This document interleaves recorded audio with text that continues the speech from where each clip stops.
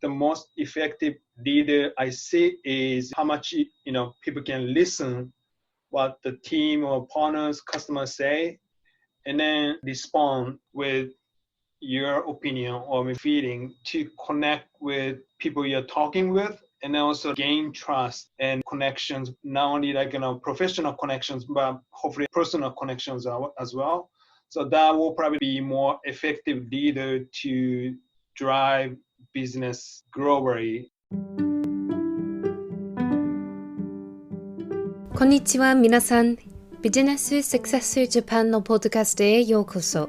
Hello everyone and welcome to another episode of the Business Success Japan podcast. This is your host, Liddy Buchelman. My main goal here is to create an easily accessible resource for those who want to develop Japan-specific communication skills, especially in business. While I don't promise to make you fluent in Japanese, I hope that you will walk away from each episode with a skill, piece of information, or shift in mindset that will help you be more effective in your interactions with Japanese business people.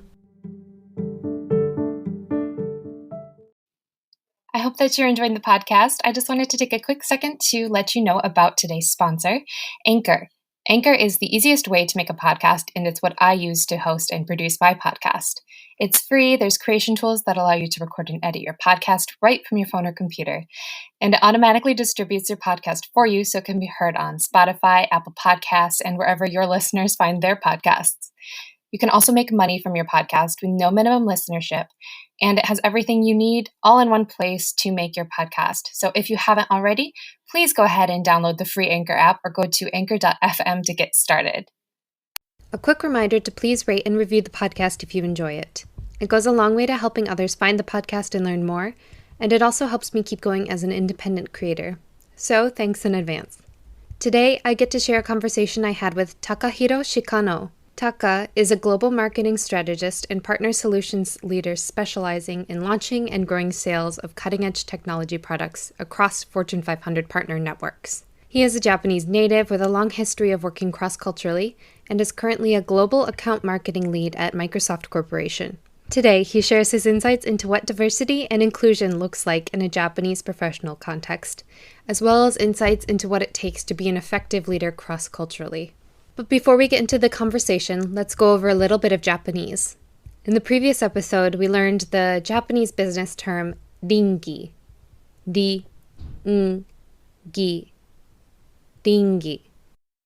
Ringi refers to the more formal system of consensus building in the Japanese business context, where a proposal is passed around to all stakeholders inside of a company in order to gain their official approval.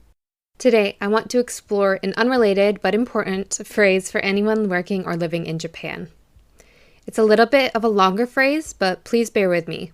お客様は神様です。お客様は神様です。お客様は神様です。That's a mouthful, but after I break it down a bit for you, you'll see why it's so important. You'll also probably want to check out the description of the episode while listening to help understand what I'm saying, or just review it later to help cement it in your memory. お客様 is the more formal way of referring to a customer in Japanese. An alternative to sama that you may be more familiar with is san, which translates to Mr., Ms., Miss, or Mrs. in English. Sama, however, is extremely formal, and it signals that the person you are referring to is of much higher status than you in the situation. More commonly, you will hear the word okyaku-san, kyaku-san, or even just kyaku if someone is speaking informally about, but not to, customers. You may hear o or go used in front of other words when someone is speaking politely, but which one is used depends on whether the word is native Japanese or a loanword from Chinese, so we just won't get into that one today. Wa is a particle that marks the preceding word, お客様, as the topic of the sentence. Kami-sama is the formal word for God in Japanese, which you may commonly hear as just plain kami in conversation, and des just marks the sentence as present tense in a polite way. So, altogether, the phrase お客様は神様です literally means the customer is God. Compared with the English equivalent, the customer is always right, or even the one used in Korean, the customer is king, it becomes easier to understand the customs and at times seemingly extreme deferential treatment that is more commonly seen in Japan than you would at least expect in Western countries in particular. But enough of that for now. Let's get into today's interview. My name is Takahiro Shikano, originally from Tokyo, Japan, and moved to Seattle back in 2016. So I've been here almost 4 years, working as a global marketing lead based in here. So can you tell us a little bit more about the type of work that you're doing right now? Yes, I have a partnership, and I'm also responsible for different partners.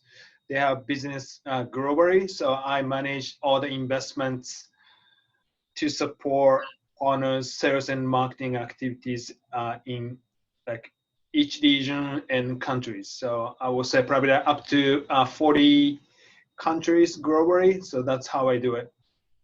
Because you have to have different ways of thinking for different countries, how do you do that mentally? Yeah, I think it's just to try to adjust each person, each country, and each company's culture, and just listen what their needs are. So that's pretty much how I do it. But sometimes it's just not easy. It takes time, but yeah, that's how I do. We were talking more specifically that you're interested in talking about diversity and inclusion. Yes. Would you mind speaking a little bit more about that for us? Yeah. So I think it's in these days, a lot of people and companies talk about diversity and inclusion. But I think most of the time, correct me if I'm wrong, but when I hear that people wanted to talk about being different races, different ethnicity, but I don't see a lot of people talk about diversity and inclusion in 2 or 3 different cultures and countries. So that's why I'm here to talk about, discuss with you how I adjust to 2 or 3 different cultures in business environment. Yeah, it definitely sounds like a lot of extra factors to have to think about when you're dealing with not just one country, but multiple countries being represented there. Especially in your experience, what does that tend to look like? What are some effective strategies people can have and use in those situations? So probably in my situation, I would say the best approach is listen and also try to adjust and different culture, different approaches, and just be flexible. So the reason why I said that because Lydia, as you know, Japan is one of high context culture society. So meaning is that people don't say that much, and people expect other people to see and think about what they're trying to say. But like being in the U.S., I think that U.S. is one of low context cultures. So people say what they want to say, and then people show their feeling and their emotion all the time. So yeah, so I think it's just being totally different cultures in Japan, Asia, and also like US, just needs to be like flexible and not only looking at the culture and country, but also you need to look at person because each people are different on this planet. So that's how I see it. I feel like it can be easy to go to the extreme one way or the other, either thinking about people only in terms of culture or thinking about people only as individuals. It's really important to have a balanced approach when looking at people because both factors are involved. So yeah. In your experience then, in Japan specifically, or from a Japanese perspective specifically, what does diversity and inclusion tend to look like? To be honest, when I was in Japan, probably like, I didn't think about, or maybe like I didn't think enough about diversity and inclusion from about different being different races and a different ethnicity, because when you go to Japan, you've been to Japan a few times, right? So 90 up to 98, 97% are Japanese, and I think it's just 2-3% people are from originally from different countries. But being in the U.S., I think it's just I don't know the overall like an Asian population here, but I think it's just when I look at the data, I think it's just in Hawaii was like in the highest Asian population there. So I think it's roughly 40%. And Washington State, where I'm here, probably like around 15 to 70%. But when I look at the only Japanese here in Washington State, less than 1%. So just being here very unique, and make me think about what the diversity and inclusion meaning, and also like being not majority, right, population. So did I answer your question? Yeah, it's just kind of probably a hard thing to even think about in Japan, since it is so monocultural. Yeah. The idea of inclusion is probably just such a stretch from what people are used to that it's probably hard to articulate even because it's so normal. Just this is not professional experience, but when I went to the school in Midwest, earlier, like early 2000, there was less Asian than Japanese people there. And then one time I used to play basketball, so I had a pickup game, with friends, but I was the only one Japanese, and other people are just, different. So I think they have, people have stereotype about Asian and Japanese. So I didn't get didn't receive any passes for first 60 minutes. So yeah, it's very unique experiences that I have, and I was a little bit shocked when I was there. Just one of small examples that I wanted to share, but yeah. Yeah, for sure. I'm also living in the Midwest, so where I live is also, it's technically relatively diverse, but it's a little bit like people who are white tend to live in one bubble. People who are of a different culture live in a different bubble. So yeah, in my community as well, it feels a little bit like it's hard for us to get to know other people from other cultures. So you have a lot of that in the States, even especially in the Midwest, just because of how the populations work out. So sorry, just when I was at the university in Illinois, one of teachers said, "Oh, like I had a chance to visit California, but I was so surprised, lots of Asian there." So I don't know. Yeah, I think it's just totally agree with your comment, Lydia. But I think just I think he was just very surprised to see a lot of different people from Asia. So yeah. So in your experiences then, what do companies in Japan tend to do about these issues of diversity and inclusion versus what you see in the States now that you're working in the States? Is there anything you can think of in particular, or it could be in general or from your specific experience, things you may have seen or not seen? Yeah, I think in Japan, lots of people, let me just step back. So the Japanese government wanted to invite lots of tourists, people from different countries. And I think it's people, want to stay there for maybe a week or 2 weeks, before this statement is before COVID-19 pandemic, of course, but I think it's just Japan is such a unique country, and I think language wise very unique, and also people are very unique. So maybe I don't know. And also Japan has been facing a low birth rate. And then, so I think it's just we need to be more open for people outside of Japan. But, like I said, I think people are still not used to people coming from different countries, so I think that's the one of opportunities that, the Japanese society will face, right?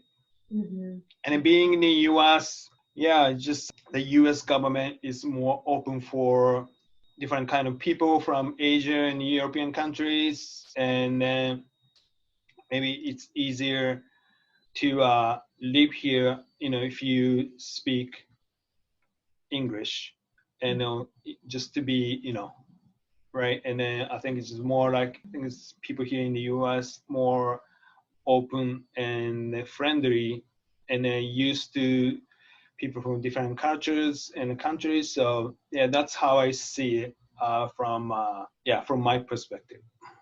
Mm-hmm. So when a foreign person maybe goes to Japan, are there any common reactions they get? Is it just because Japanese people as a whole tend to have less exposure to other countries, to people from other countries? Do they just tend to have stronger stereotypes maybe when they meet somebody?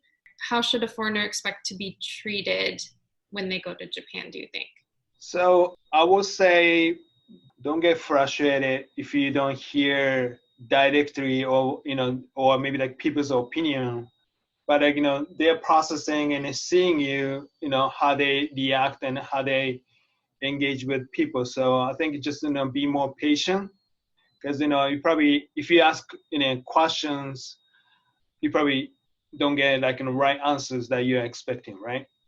And then also, probably like, one, tip that I wanted to share, and also in the business scene, I think it's just more Japanese person wanted to work, maybe like, negotiate behind the curtain. Probably like, when you're in the meeting, even if, you think you agree with, maybe there's some certain like business topics, but, you also need to work with key stakeholders behind the scenes. So otherwise, things not gonna move forward. So that's, how I see it. Yeah, I definitely agree with that because I try to emphasize it every time it comes up. But in America, you go to meetings to make decisions, but Yeah. in Japan, you go to meetings to kind of just sign off on decisions that have already been made. Yeah. So it's an important distinction to keep in mind for sure. Yeah. So, are there any other differences you've noticed because you have experience working in Japan, the US, Germany, and other countries? What are some other differences you notice in business meetings? So I would say, this is, like I said, this is more like before the COVID-19, but I think, Japanese people tend to have casual, like maybe like, casual dinner with customers, partners. So when they, drink couple, not everyone, but like, when people drink, they will be more like open to discuss a lot of, different topics, and maybe like, they wanted to know you more when they drink, right? So I think in Japan, lots of people more like, sales and marketing side, maybe like executive side, wanted to engage with customers and partner more outside of, formal executive meeting. But here in the US, I think just totally different. So like you said, people make a decision in the meeting.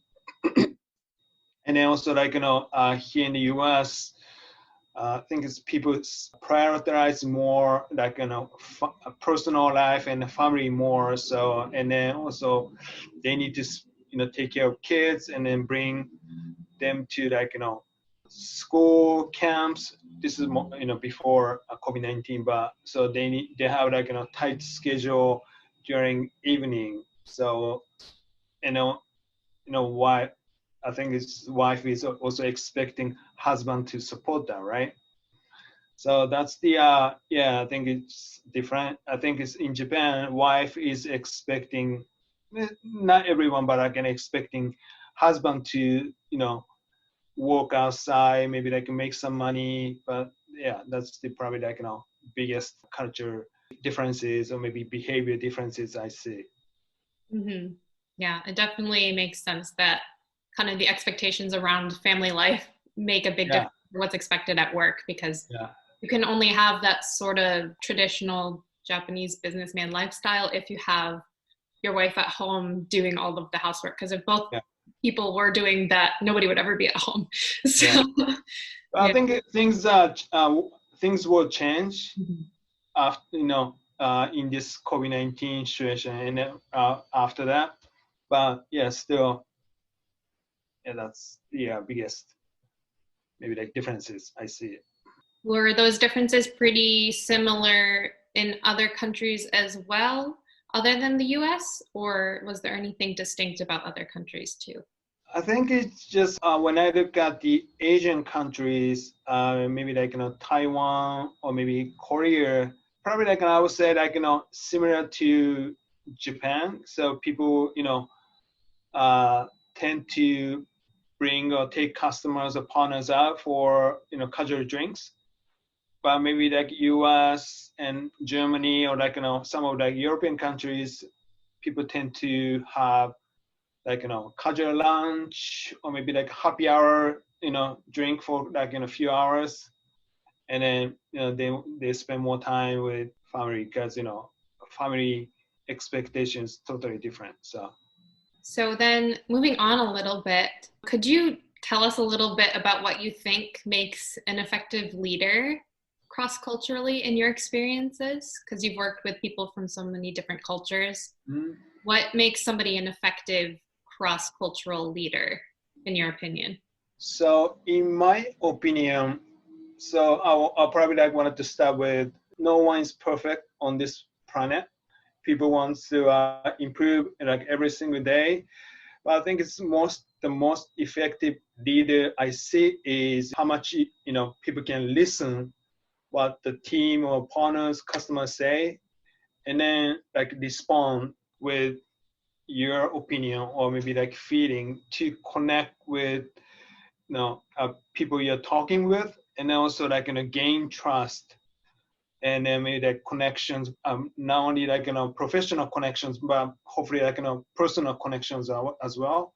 So that will probably like be more effective leader to drive business globally. Not only like this is not like US statement, but also like Asian and European countries as well. That's how I see it. Yeah, I can see how those skills of being, well, especially being able to listen, is even more important when you're working cross-culturally, for sure.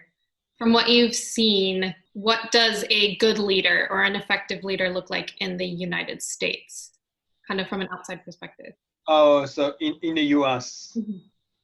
So I think in the US, I would say the leader can share his or her long-term vision, short and mid-term vision as well, and then just lead the team to how to get there. Not only like with business outcome, revenue, and also like other key metrics that teams is accountable for.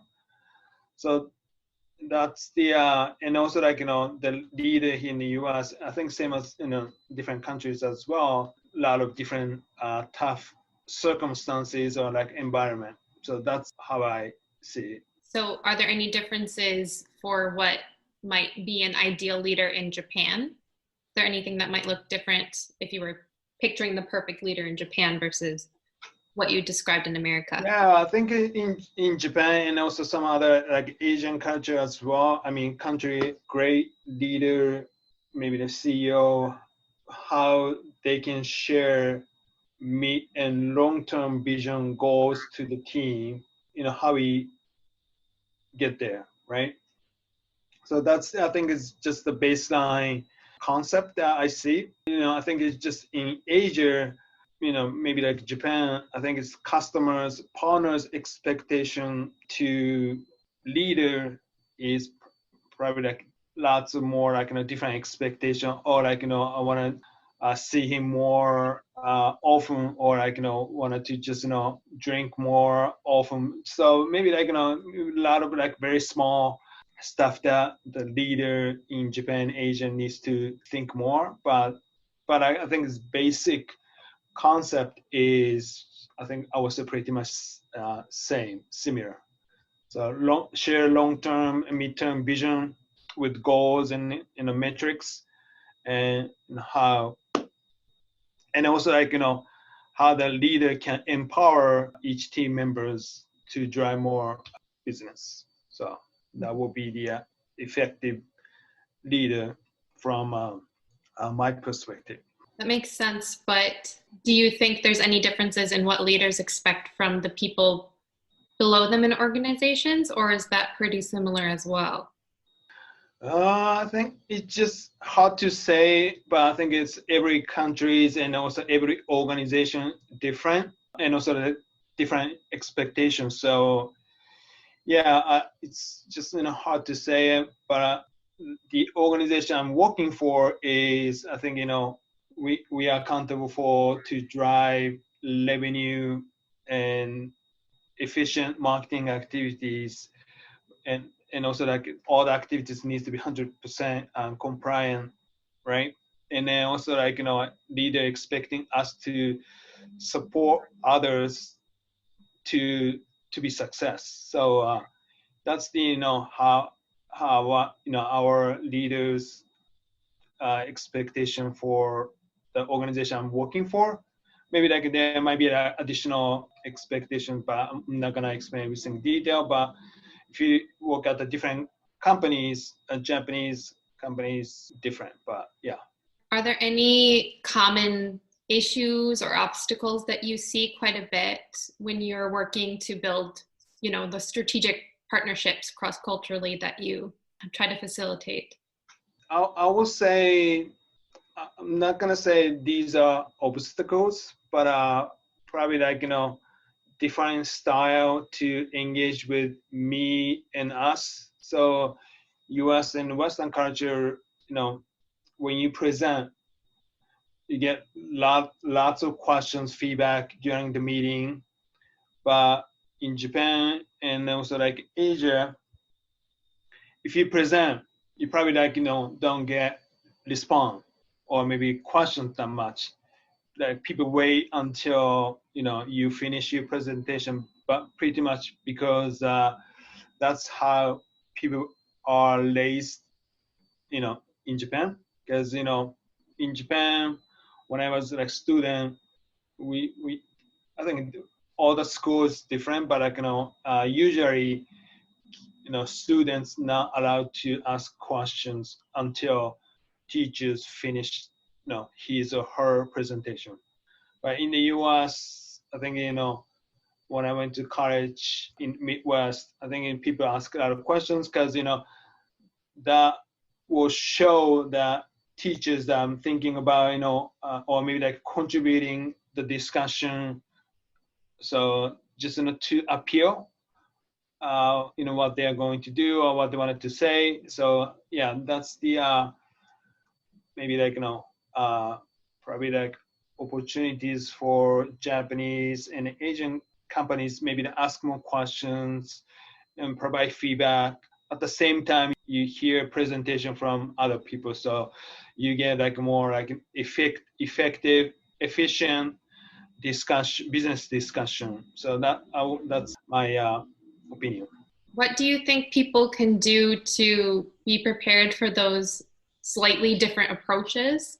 Is it just a matter of doing research beforehand? Because even in my own classes, the example you talked about asking questions or not asking questions or not providing feedback, it's a big one that a lot of people know about, but a lot of my students still didn't know before they went to Japan that would be the case. So what can people do to not be caught off guard by those things? I think I know it's gonna be uncomfortable, but just motivate themselves to just speak up and maybe to do that. But you said students are in Japan or here in the U.S.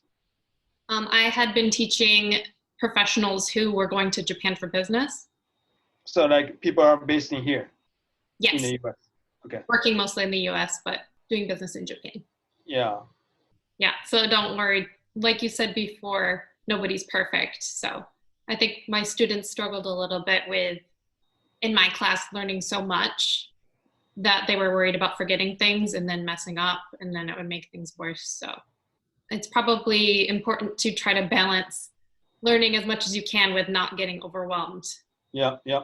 Are there any other obstacles you see, or is it mostly just kind of being open and paying attention and listening and being aware as much as you can? Yeah, that's how I see it. And then maybe a few additional stuff that might pop up in my mind later today, but that's how I see it. Yeah, I think that, well, it can apply to any situation, so I think that's a good thing to remember. Yeah. So do you see any unique opportunities or special outcomes that tend to come out of these multicultural workplaces or alliances? Is there anything that's especially good coming out of multicultural workplaces versus maybe more homogenous ones? Yeah, I think it's opportunities working in multicultural environment is you get a chance to understand, maybe see different cultures and behaviors, and also languages, and also different partnership and engagement with customers and partners. So that will probably give me opportunity to grow more, and also understand and maybe be more flexible or maybe adjustable towards diversity and inclusion. So that's how I see it. So do you kind of see it as a skill where once you kind of learn how to adjust to one new culture, it gets easier to learn how to adjust to other cultures as you go?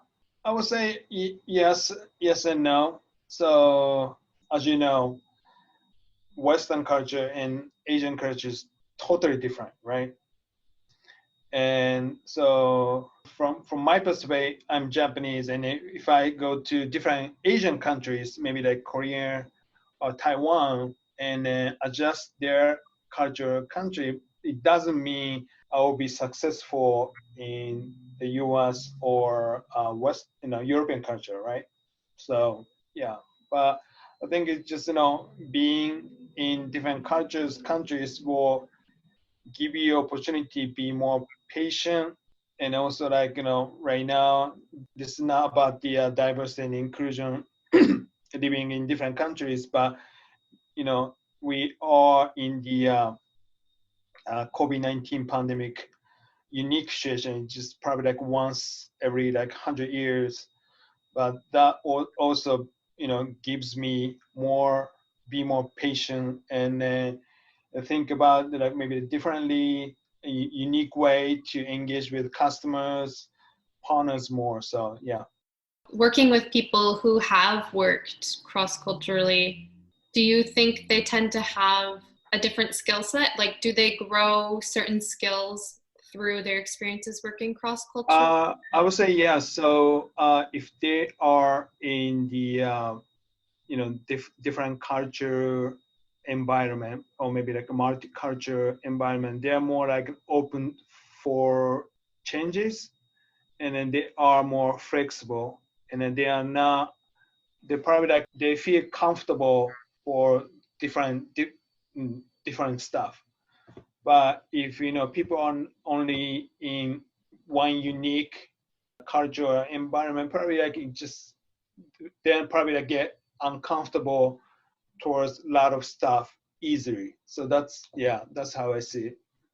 Yeah, because Lydia, when you go to Japan, and then when you meet with Japanese people who spend 30 or 40 years in Japan, probably they're not used to meet or maybe like speak with people from different countries, right?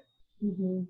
If you meet with people, Japanese people who spend maybe like 10, 20 years in the US or European country, they're just more open mind for different stuff and it changes. Mm-hmm. Yeah, for sure. You can almost kind of sense it based on their body language when they see you, if they Okay. had more experiences abroad or if it's kind of a new situation, because new things are scary. Our bodies automatically react different Yeah. new things versus things that we're not as used to. So Yeah. And I think just the funniest question I ever asked before when I went to college. So, ninja, right? Mhm. So one time I met with one of my friends at the university, and he never ever spoke with people outside of US. So he was just maybe like watching that cartoons or maybe the TV from like Asia, and I think his stereotype is, oh, like still ninja exist in Japan. So he asked me one time, hey, Taka, is ninja still exist in Japan? Just like, not anymore. Maybe like back in old days, but yeah. So that's probably like But if he spent like lots of time, maybe like opportunity to travel outside of US, he not gonna ask that question, right? So. Yeah. Have you also asked any questions like similar question when you are in Korea and Japan? When Maybe that make you uncomfortable. well, I had by the time I went to South Korea, I had already been in Japan a few Oh, times. okay. So I was kind of used to it. I kind of knew what to expect when Okay. they're like people randomly asking how much you weigh, how old you are, Oh, okay. do you have a boyfriend, just very personal questions. Yeah. Partially because I was teaching kids, so obviously, Oh, got it. Okay. yeah, they're just gonna ask whatever they want. But Okay. just being aware that people will say things and ask things that may not be appropriate in your culture, just know that it may be okay in the culture that you're dealing with. So try not to apply your culture automatically to the other one. Are there any other topics about diversity and inclusion you wanted to touch on? Not that much. Probably like we cover most of it, but of course I didn't cover 100%, but that's pretty much I ideally wanted to discuss with you today's podcast. So yeah. Yeah, it's such a big topic. You probably can't really cover all of it at once anyway, if you tried. Yeah. So do you have any personal examples of communications breakdowns that you think are due to culture, other than somebody asking you if there's still a bunch of ninjas running around Japan? Personal experiences. I don't know, maybe like one example was about ninja, but like you said, I think it's just Japan and Asian countries, they ask questions, whatever they want to ask. So like personal question, right? How old you are, maybe like a weight, or also like, in Japan, I think is people wanted to talk about blood type. I was used to it, but being in the US, no one can talk about other people's blood type, right? So I don't know, very unique in Japan, and I think it's so other European countries probably they don't care, maybe they don't talk about it, but yeah, I think it's just more like I think in Japan, Asian country, especially when they drink, wanted to talk about a little more like personal stuff, but yeah. I think it's in the US, you don't know what's gonna happen and what's ended up and with different people from different countries. So I think it's just people are very careful and tend not to ask personal questions that much. So Mm-hmm. Yeah, I would agree with that. We yeah. a lot of times tiptoe around a lot of different subjects. But yeah, going back to the blood type thing, I think most, at least in America, most people just don't know their blood type. but I think Okay. it's Korea too, maybe a few other East Asian countries. It's related to like personality type, isn't it? Like that's kind of Yeah. part of that. Well, when I was college student here in the U.S., I think it's, some people talk about like people's religion, right? Like you said, never ever talk about people's blood type here in the U.S. So yeah, just very interesting. So then if you were talking to somebody who was going to go to Japan for business, but you really only had time to teach them one thing about the country or about the culture before they got there, what would you teach them about? I would say don't get frustrated about the train transportation because I think it's just we get Japan is such a small country, and then we've been using like a train or maybe like taxis as a transportation, one of transportation vehicles, right? And then I think it's all the subway trains very complicated, but I think it's be more patient, and I think it's, if you need help, you just need to ask very carefully. But that's the probably I would say for personal daily life advice. But in business situation, I think also be patient, and then you're not gonna if you ask questions, you're not gonna get what you want to hear, and also like not everyone is not everyone speaks English fluently, right? So maybe like yeah, I think it's just be be uncomfortable for different stuff, behaviors, and yeah, that's how that's what I do. That's what I suggest. Yeah, with the trains in Tokyo, it can be a bit much. It's more than a little bit overwhelming, the train. Yeah. Something else about that is with the trains, you can usually ask people for help, but sometimes if they don't know, they might tell you wrong instructions because Yeah. I want to say they don't know. So if you can, just ask somebody who actually works at the company. Yeah. To help you. Like, you can ask other people, but if you have the option, try to go more towards somebody who works there. Yeah. People may not want to lose face over not knowing how to get somewhere on the train. Yeah. Yeah, I agree. All right. Well, thank you so much for your time today. I really appreciate it. Is there anything else you wanted to quick say to my audience before we wrap up? I think yeah, I think I'm okay.